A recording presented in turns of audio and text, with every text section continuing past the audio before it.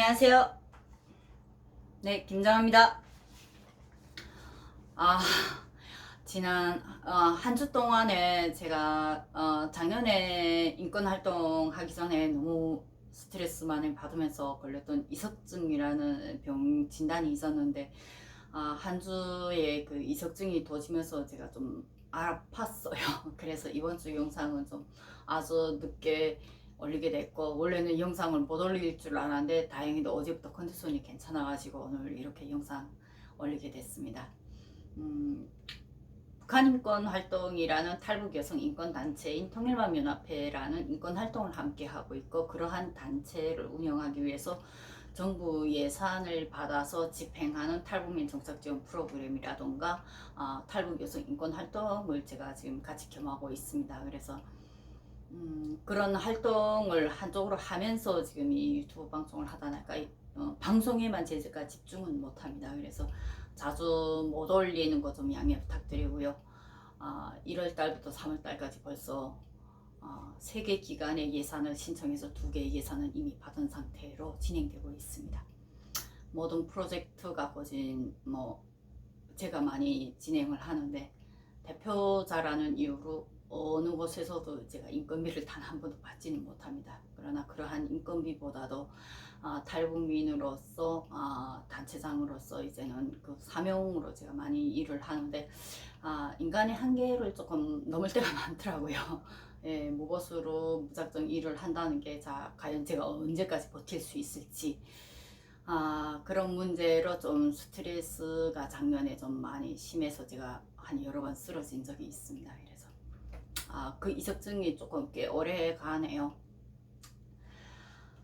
오늘 방송 주제는 북한 요군 30명의 아사 사건으로 과연 현재 북한 내부의 코로나 사건을 우리가 어떻게 봐야 될 것인가 라는 내용을 주제로 제가 정했습니다. 아파서 누워있으면서도 계속 이슈를 보니까 북한의 코로나 상황, 북한은 아직도 여전히 코로나 환자가 없다고 우기고 있죠. 그러한 문제를 과연 우리가 어떤 시각으로 봐야 될지, 이 문제의 여파가 과연 어디까지 나올지, 북한의 이 상황을 그냥 기사들에만 매달려서 그렇대 라는 이러한 추측성보다도 과거의 북한에 대한 사건들을 하나하나 꼬집어서 연결을 해보면 그에 대한 답을 우리가 찾을 수 있지 않을까라는 생각에 제가 이 영상을 준비했습니다. 북한 내부에 지금 많은 이슈들이 많이 나오는 과정에 북한 군에 대해서, 그리고 북한 붕괴론이라던가 북한 군 내부의 영양실조 환자들이 가장 심각하게 이 문제에 약하다, 많이 노출됐다, 이런 이슈들이 많이 결국 종합해보면 그런 이슈들이 많이 나왔습니다. 그래서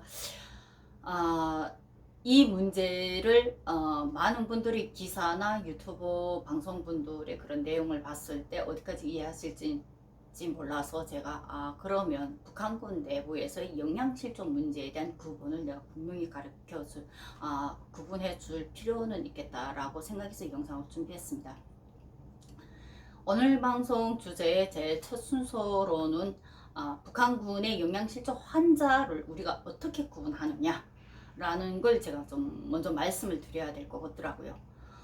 저는 병사생활 3년이라는 기간을 거쳐서 군사대학 1년, 그리고 군 장교 생활까지 제가 3년 해서 7년간의 군 현역에 있었댔습니다. 근데 군 장교로서 있으면서 실제 군 장교로 있을 때가, 병사로 있을 때는 그나마 그 부대에 뭔가는 이런 생활 조건이나 이런 것이 해안 경비대였기 때문에 상당히 생활 수준이 좋았습니다. 그나마 고기도 좀 먹고 물고기도 꽤 자주 먹고 그런 형편이었고, 바다가 눈앞에 있어서 나가서 직접 이런 조개잡이라든가 이런 걸 해서 우리가 배고픔을 채웠던 그런 게 좀 많았어요. 그러나 제가 장교 생활로 갔던 8.15 훈련소 여성보병 대대 같은 경우에는 1992년도에 김정일이가 여성의 군 역량을 높여야 된다라는 방침 때문에 새로 생겨진 여성 부대입니다. 저희 자체는 명칭 자체가, 병종 자체가 보병이었는데 그냥 보병이 아니라 기계화 장갑 보병입니다. 그러니까 장갑 부대인 2대대가 장갑 부대였는데 당시, 그러니까 장갑부대인 남성부대와 여성보병대대가 협동작전으로 해서 군사작전을 진행하는 것이 당시 저희 부대 임무였습니다. 그러니까 여성군인들이 상당히 많았죠. 제가 왜 여기서 꼭 여성군인들을 먼저 말하냐면 남성과 여성의 영양실조 부분에서 가장 치명적으로 제일 먼저 걸리는 부분이 여성입니다. 지방률이 아무리 많다 해도 장기간, 그리고 여성들은 남성 군인들하고 조금 다르게 도둑질에 그렇게 능숙하지는 못해요.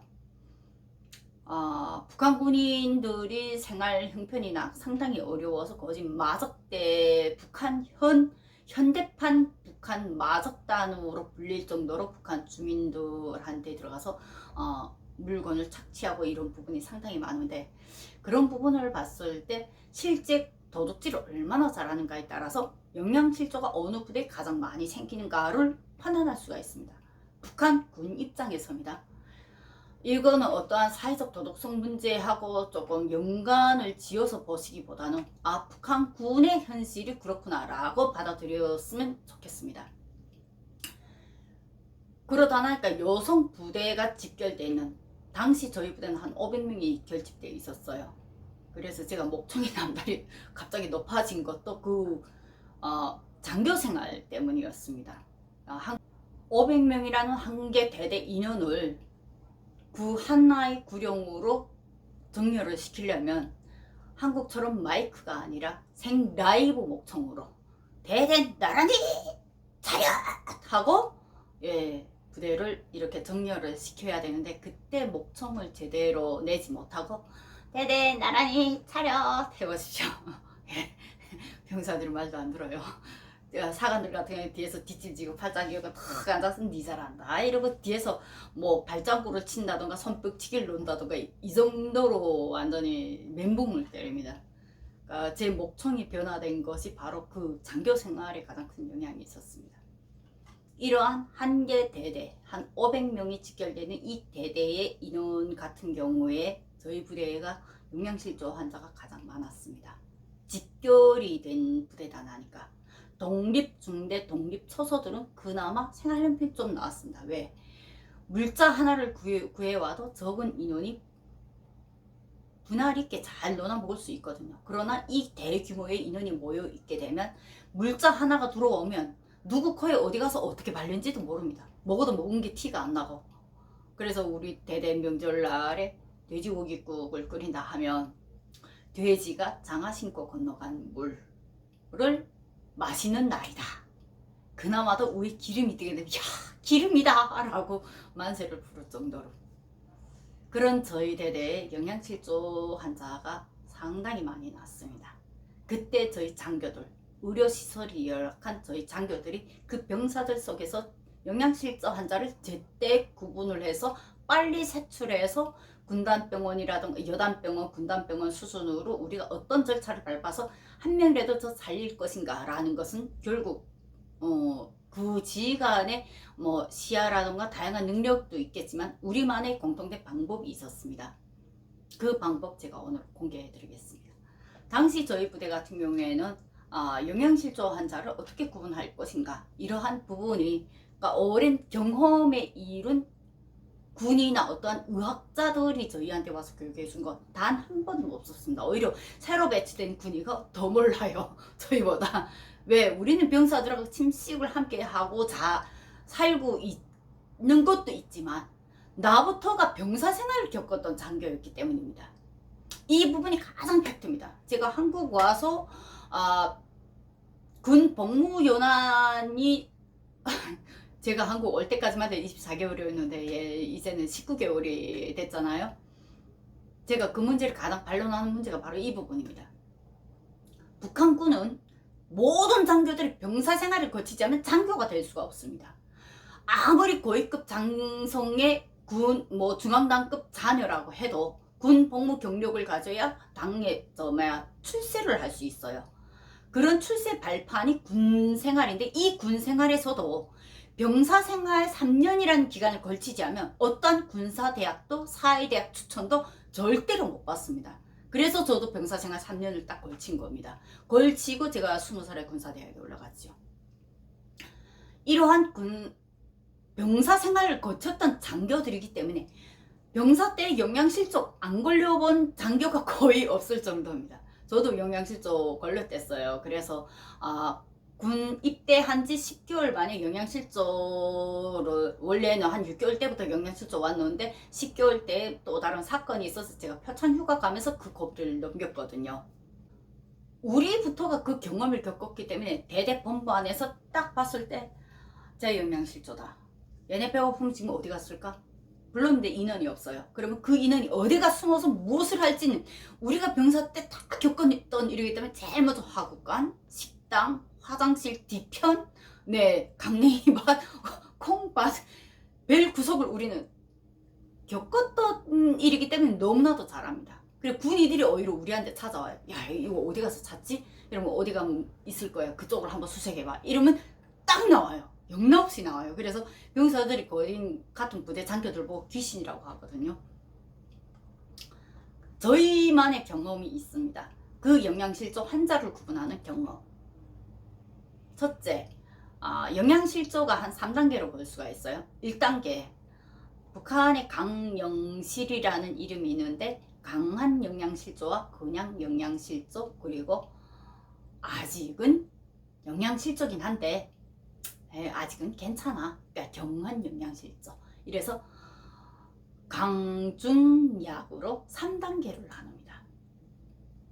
결국은 그 영양실조 환자를 제일 먼저 검사할 때 우리는 아침 시간, 아침 점검 시간이에요. 모든 아침 기상 시간이 딱 일어나게 되면 부대에 딱 나가서 중대 나란히 차렷, 가운데로 밭, 아침 검사 준비를 받기 위하여 전멸하였습니다 라고 사관장이 보고를 합니다. 그러면 사관장 보고를 받고 아침 검사 준비 시작 소대별로 하고, 소대장들이 아침 검사 준비를 하고 중대 직일간에 근무를 서는 날에는 전 중대 인원을 다 검사를 합니다. 아침 검사를 딱 가게 되면 북한군은 병사 앞에 지휘관이 딱 가서 서게 되면 병사 누구 아침 검사를 받게요 준비되겠습니다 라고 보고를 합니다. 차례 자세로 보고, 이렇게 보고 안 올립니다. 차례 자세로 이렇게 보고를 합니다. 그럴 때 고개를 딱 정면으로 턱을 딱 들고 45도 각으로 들고선 보고를 해야겠죠. 근데 영양실조 환자는 어떨까요? 예, 앞에 딱 가면 병사 누구 아침 검사 준비를 받게요 정렬하였습니다 이러고 대답하는데, 대답을 목을 일단 내리고 이렇게 땅을 보면서 보고합니다. 그러면 일단 저희는 1차 대처가 아하 문제가 있겠네, 눈 떠, 나 바로 보고 다시 보고해, 다시 재동작 시킵니다. 그러면 병사 누구 아침 검사를 받게 준비했습니다. 그러니까 숨이 차입니다. 일단은 영양실조 환자는. 그리고 보고를 처음에는 목을 들고 보고하지만 마지막 끝은 항상 턱을 내립니다. 이유는 영양실조 환자의 단계에 따라서 목을 유지하는 시간이 상당히 짧습니다. 왜 그럴까요? 사람의 신체 중에 가장 무거운 것이 어디라고 생각됩니까? 뇌입니다. 머리. 그렇기 때문에 영양실조가 제일 먼저 오게 되면 머리를 들고 다니는 걸 상당히 힘들어합니다. 그러니까 제일 먼저 티가 나는 게 이 목부터 티가 나요. 그러니까 강대 이런 거는 뭐 워낙 못 먹으니까 애들이 다 뼈만 남았으니까 이 짝이 다 티가 나지만, 거기에서 난이도가 딱 들어가면 이 머리를 들고 있는 시간이 가장 짧습니다. 그때부터 우리가 숫자를 하기 시작합니다. 다시 머리 들고 다시 보고 합시다. 머리 들고 30초만 우리 있어보자. 그리고 하나, 그러니까 숫자도 하나 둘 셋 넷 이렇게 절대로 안 합니다. 호흡을 쉬게 만듭니다. 왜냐하면 호흡곤란이 오기 때문에. 일단 하나 둘 셋 넷 할 때마다 숨을 같이 쉽니다. 근데 이거를 30번을 버티는 친구들은 영양실조 초기 단계입니다. 근데 15번까지만 버티고 더 못 버티고 머리 뚝 떨구는 애들은 벌써 중간 단계입니다. 그런데 5을 못 버티고 떨구는 애들이 있습니다. 실제로. 그런 애들은 마지막 단계입니다. 이 단계를 우리는 구분을 했습니다. 그래서 당시 영양실조 당시 아침 검사할 때 머리를 들고 보고 하니까 또릿또릿한 애들은, 아직 영양실조의 단계도 들어가지 않는 애들은 상당히 또릿또릿합니다. 누구 뭐 아침 검사 받게 준비됐습니다 라고 대답을 하죠. 대답을 할 때 바닥에 겨루고 채듭니다. 그러면 야, 넌 너무 고개 들었다 이러고 우리 머리 한 대씩 뚝 때리고 지나가거든요. 그런데 실제 영양실조 단계가 안 되는 친구들 그 숫자를 해지 못합니다. 머리를 뚝뚝 떨고죠. 그러면 그 숫자에 해서 야 15개 못 버틴다 야 여당근 데리고 가 이러고 호성명단이 이름을 이었습니다. 근데 매일 아침 시간을 검사할 때 매일 그 시간을 검사를 못합니다. 왜냐하면 어떤 때는 조기 작업이 있을 때도 있고 아침 검사를 대충 넘길 때도 있고 어떤 때는 조금 여유 있게 할 때도 있고 이러다 보니까 일주일에 한 번 발견할 때도 있고 한 달에 몇 명 발견할 때도 있습니다. 그러니까 웬만하면 우리는 자주 하려고 하죠. 그래서 딱 한눈에 딱 보기에는 위에 올라와서 병사들을 한눈에 보게 되면 얼굴 상태가 다 드러나거든요. 그 얼굴 상태 드러난 때 따라서 야 우리 아침 검사 언제쯤 했지? 언제쯤 했네. 야 오늘은 아침 검사 조금 품 들여서 해보자. 이러고 아침 검사 품 들여서 한번 할 때면 영양실조 환자 한 서너 명에서 이렇게 건져냅니다. 이것이 당시 우리 영양실조 환자를 걸러내는 방법이었습니다. 어떠한 과학 기술이 절대로 들어가는 건 아닙니다. 오직 북한군 장교들의 노하우에 의해서 영양실조 환자를 구분내는 것이 북한군의 영양실조 환자를 걸러내는 방법이었습니다. 두 번째 문제는 이 영양실조 환자에 대한 가족 문제입니다. 그러니까 북한에서의 영양실조 환자를 걸러낸 다음에는 이들을 어떻게 처리하냐. 첫째로 경만 영양실조 환자 같은 경우에는 일단은 작업에서만 빼줍니다. 그리고 보초근무 정상적으로 내보냅니다. 그 보초근무를 정상적으로 내보냈다가 그 다음에 중한 영양실조가 있습니다. 중간 단계. 그러면 일단은 뭐 한 번이라도 여단 군의소에 보내서 진단이라도 받고 오게 합니다. 뭐 약이라도 좀 타온다던가. 그리고 한 번 그렇게 갔다 온 이후에는 작업 보초근무에서는 빼주지만 근무생활, 일상생활은 정상적으로 참가하게 합니다. 그냥 내두지 않아요. 왜냐하면 거기에서 자포자기 하고 내려놓게 되면 애들이 더 망가지거든요. 그러니까 실제 영양실조 환자로 영양보충을 시키려고 부대에 그냥 침실에 가만뒀는데 얘가 틈만 나면 먹을 생각을 하다 나니까 온 부대 군인들의 비상용품이라고 새 러닝 팬티 속옷부터 시작해서 비누, 치약, 새 제품으로 이렇게 항상 비상용품을 갖고 다니 개인당 포장해둔 북한군 군인들의 비상용품이 따로 있습니다. 그 안에 새 물건을 다 꺼내가지고 민가에 나가서 싹 다 먹을 거로 바꿔온다던가 새벽에 그러니까 배고프면 잠을 못 자요. 새벽에 잠이 안 오니까 어쩌냐면 식당에 들어가서 전 중대 군인들이 다 먹어야 될 식판채로 한 4판씩 먹어버리는 이런 사태가 발생됩니다. 영양실조 환자가 되게 되면 일단은 먹을 거에 더 신경을 써요. 상당히 먹는데 예민해집니다. 그리고 한 번에 먹는데 거진 대야로 이렇게 음식을 먹어버려요. 근데 살은 더 빠집니다. 이러한 사태를 막기 위해서 일과 생날만은 아침 검사, 식사 대열, 점심 식사 대열 갔다 오면 앉아서 삼각 공부라도 시키고 청소라도 시킵니다. 가만 안 내버렸습니다. 이거는 어떠한 인권 유린이보다는 그 나름의 북한군 안에서의 나름 노하우에 그들을 처리하기 위한 방법이었습니다. 그러면 이런 영양실조 환자를 왜 가족한테 안 보내냐? 이 문제가 또 논란이 됐습니다. 첫 번째 저희 부대 경험 같은 경우에는 제가 당시 우리 부대에 이름도 잊지 않죠. 장금옥이라는 친구가 있었는데 평성에서 물장사를 하다가 군대에 나온 친구입니다. 집안에 입을 하나 덜기 위해서.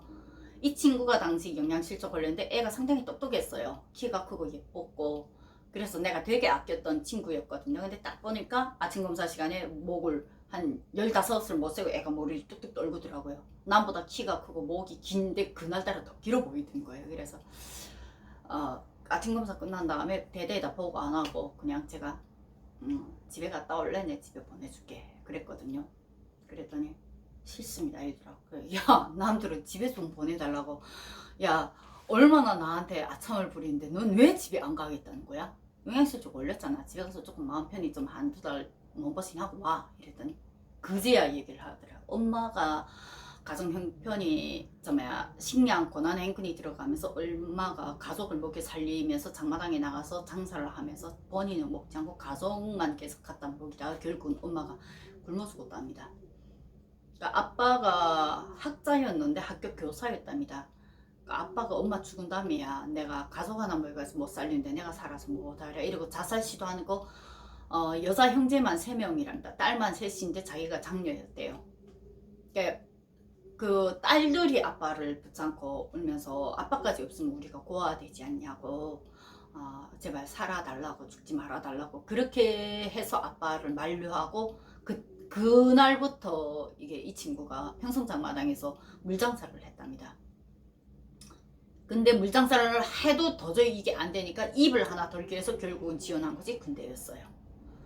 이 친구가 그때 그 얘기를 하더라고요. 그때까지는 나한테 그 얘기를 안 해줬거든요. 그래서 아버지는 이제 내가 영양실조해서 가게 되면 맏딸을 또 영양실조까지 내면 건 본인 책임이라고 재책하신다. 내가 죽어도 고향집에 알리지 말아 주십시오. 그리고 걔가 울었어요. 그래서 얘를 살리고 싶더라고요.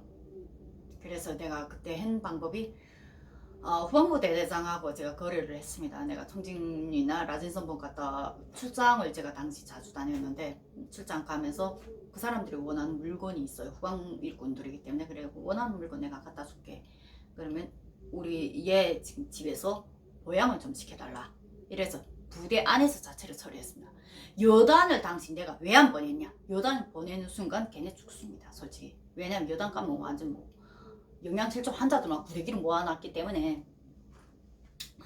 결국은 이 친구를 살리기 위해서 후방부 대대장하고 거래하고 후방부 대대장 집에 이 친구를 맡겼어요. 결국은 이 친구가 그 집에서 어느 정도 보양을 하고 나와서 그 고비를 넘겼던 이런 사례였거든요.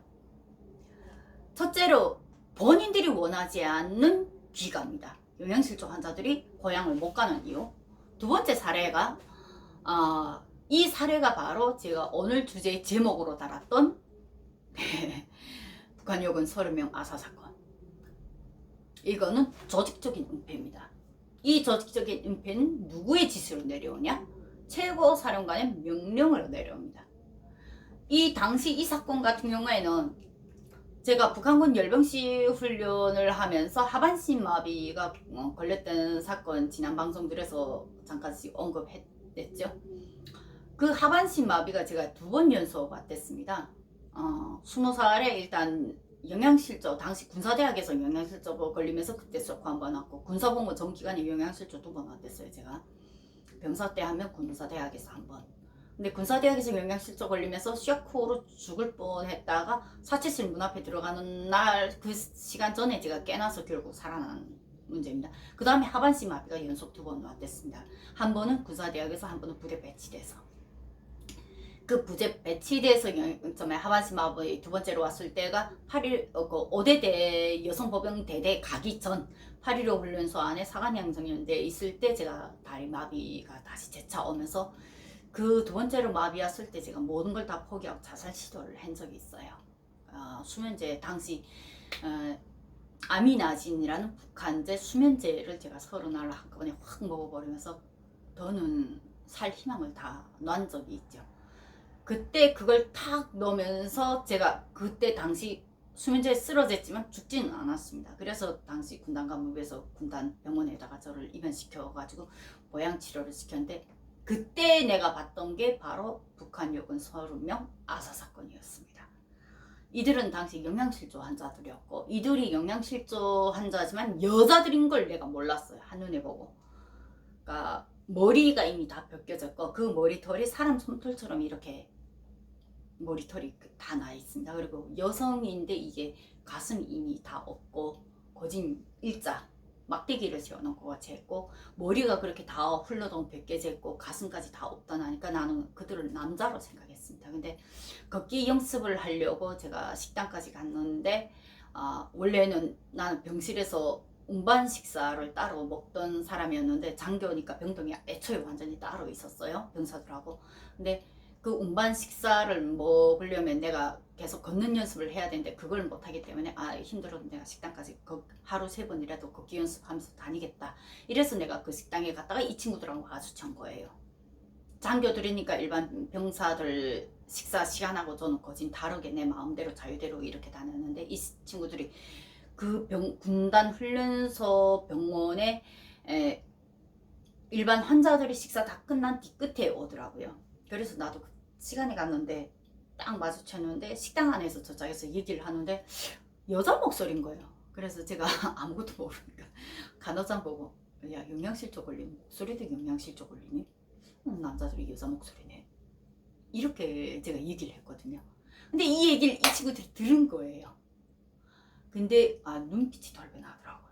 근데 얘네는 거진 나를 그때 뭐 때리려고 서로 민고 확 의자까지 들고 밥상 들고 밖으로 들고 이러고 덤벼 나오니까 나는 영문 모르고 눈 펑해 뜨고 있는데 간호상이 옆에서 강제로 내 팔 끌고 밥도 못 먹었는데 날 끌고 그 식당 밖으로 뛰쳐나오는 거예요. 그리고 거진 나를 질질 끌고 가는데 나는 뭔 영문인 줄 알고 왜 그러나 했는데 뒤를 보니까 얘네가 막 쫓아나오는데 나오다가 보니까 내가 다리 못 쓰고 이렇게 간호상한테 끌려가는 걸 봐는 거예요. 그러니까 애들이 쫓아오다가 멈춰서더라고요. 그래서 난 지금 영문을 하나도 모르니까 왜 그러냐 했대. 쟤네 여자들이고 목소리가 영양실조 걸린 게 아니다. 근데 쟤네 지금 이젠 죽는 날만 기다리는 애들이다. 이렇게 얘기를 하더라고. 그 말 깜짝 놀라서 이게 무슨 소리냐고. 죽는 날만 기다린다는 게 뭔 말이냐 이랬더니 위에서 지시 내려왔다. 얘네 고향 보내지 말고 이제는 마지막 영양실조의 마지막 단계이기 때문에 아무리 약을 투자하고 아무리 먹여도 얘네는 이미 기울어진 상태라고 하더라고요. 그래서 얘네를 그럼 왜 집에 안 보내고 군단병원에 이렇게 죽는 날 기다리게 만드냐 이랬더니 얘네 집에서 보내면 야 부모들 아니 온 가산을 다 팔아서 지 자식 살리지 왜 그걸 부대가 끌어왔는데 제가 이렇게 말했어요. 당시에 간호상이 그때 얘기를 하더라고요. 어디 가서 얘기하지 마십시오. 위에서 지시 내려왔습니다. 영양실조 환자들 보내지 말고 마지막 날까지 그냥 부대 격리 공간에다가 가만두라고. 이유는 영양실조 환자들을 고향에 보내게 되면 군대 나가면 영양실조 걸려서 돌아온다는 사회적 여론이 안 좋기 때문에 그러한 지시가 내렸다는 겁니다. 이 모든 것은 철저히 어느 한 일개인의 지시가 아니라 최고사령관의 명령으로 해서 군부에서의 조직적으로 내려온 군사 명령에 의한 결정이었습니다. 오늘의 방송 주제 가장 팩트입니다. 자, 이러한 과거의 사건을 봤을 때 우리는 코로나를 어떻게 봐야 될까요? 이미 사스 때에도 코로나를 돌림감기라고 알았다는 탈북민 증언들이 속속 지난 기간 많이 나왔습니다. 지금 역시도 지난 기사들에서 지난 방송들에서도 제가 말씀드렸죠. 코로나를 그냥 폐렴증으로 급성 폐렴으로 저들은 이미 기사를 내보내고 있습니다. 그리고 실제 북한 군인들도 그렇게 알고 있고요. 그러나 이러한 북한의 코로나 은폐 상황을 우린 어떻게 또 봐야 되냐. 가장 최근 이슈에 또 신의주와 평천, 개천 등에서 코로나 수용소까지 설치됐다는 기사들도 나왔습니다. 그 이슈들의 중심에 보게 되면 북한군의 20대 초반의 영양실조 군인들이 상당수이다 라는 내용. 더군다나 한미일 대북 소식통들은 저저마다 북한군 코로나 발생으로 훈련이 중단되고 사망자가 속출했다는 기사들도 엄청 쏟아지고 있습니다. 북한 사회에서의 코로나 문제보다도 북한 군 안에서의 코로나 문제는 우리가 상상했던 이상으로 상당히 위험합니다. 지금은 훈련 기간이 끝났습니다. 훈련 기간이 끝나고 지난 방송에서 제가 말씀드렸다시피 보릿고개입니다. 보릿고개는 북한의 보릿고개는 북한의 파종식이라는 걸 의미합니다. 이 파종식에 북한군이 북한 군인들을 농장들에 내보냈습니다. 첫째, 이거의 가장 중요한 성 이전에 관리 습관도 있지만 더 빨리 지금 시기에 내보냈다는 것은 북한 군 부대 안에 대규모의 인원이 집단된 것을 분산시키기 위한 또 다른 방법일 수도 있습니다. 여기에 영양실조 환자들, 주민들, 이 접촉 안에서 영양실조 환자들이 기존에 갖고 있는 결핵, 폐렴, 문제는 코로나에 가장 심각하게 노출되고 있는 문제입니다. 북한의 만성 결핵 문제는 이미 전 세계 보건기구가 다 알고 있는 문제입니다. 결핵 환자가 상당수가 많습니다. 북한 군 안에도 결핵 환자가 많습니다. 20대 초반에 군인들이 많다는 것은 영양실조 군인들이 상당수가 있다는 걸 의미하겠죠. 그러니까 이러한 북한 안에서의 다양한 문제들이 지금 코로나 사태의 심각성을 분명히 알려주는데, 과연 이들이 왜 이걸 이렇게까지 은폐할까? 라는 문제들은 제가 다음 방송에서 또다시 주제로 방송할 예정입니다. 북한 요군의 30명의 아사 사건으로 북한 코로나 실태, 과연 그 안에서의 사망자 문제, 그 안에서 일어나는 수많은 코로나 발생의 은폐 문제가 어떻게 조직적으로 진행된지를 우리는 다시 한번 볼 수가 있겠습니다. 오늘 방송 여기서 마치겠습니다. 감사합니다.